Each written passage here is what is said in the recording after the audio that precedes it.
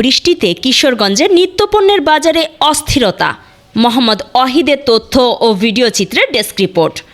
টানা বৃষ্টির প্রভাব পড়েছে কিশোরগঞ্জের কাচারি বাজারে। বেড়েছে শাকসবজি, মুরগি ও নিত্যপণ্যের দাম।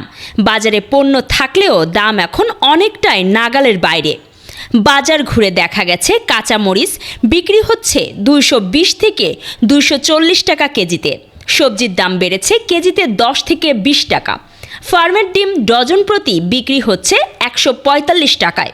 ব্রয়লার মুরগির দাম কেজিতে বেড়েছে 10 থেকে 15 টাকা। খাসির মাংস মিলছে 1100 টাকা কেজিতে, আর গরুর মাংস 750 টাকায়।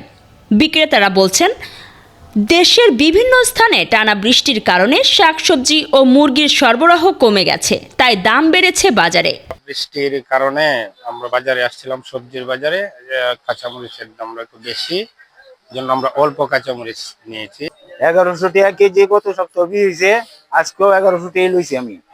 গতকালকে বেশি 200 টাকা কেজি, আজকে 240 টাকা। আর সব কাঁচামালে আপনার তুলনামূলক গত সপ্তাহ বা এই সপ্তাহ আপনার 10 টাকা 15 টাকা প্রতি কেজিতে পাচ্ছে সব মালিক। পেঁয়াজ আপনার আমদানি কমের কারণে পেঁয়াজের বাজারটা একটু আজকে এক সপ্তাহ যাবত হাফ ডাউন হচ্ছে। 50 থেকে আজকের বাজার 60, 65, 70 খুচরা বাজার। মোটামুটি আদার যেগুলো আছে সবগুলো ঠিক আছে।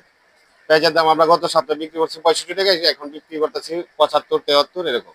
জার্সি বা মুরগির কেজি 150, একটা না এক সপ্তাহ 20 টাকা আসাতে মুরগির দাম বাইরে গেছে কেজি 10 টাকা, মোট 160 টাকা চলতেছে বর্তমানে।